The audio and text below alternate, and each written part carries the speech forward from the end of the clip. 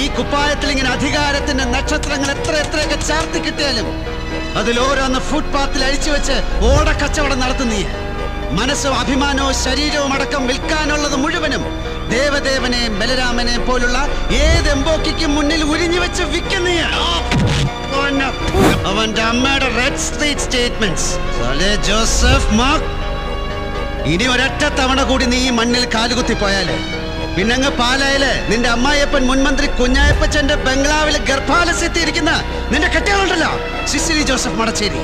അവള് പെറ്റുവെക്കുന്ന നിന്റെ കൊച്ചിനെ മെത്രാനച്ചന്മാരും മാമോദീസ മുക്കുമ്പോ അരികിൽ ഇങ്ങനെ ഇളിച്ചു പിടിച്ച് ഗ്രൂപ്പ് ഫോട്ടോയ്ക്ക് പോസ് ചെയ്യാൻ ഉയരോടെ ബാക്കിയുണ്ടാവില്ല നീ.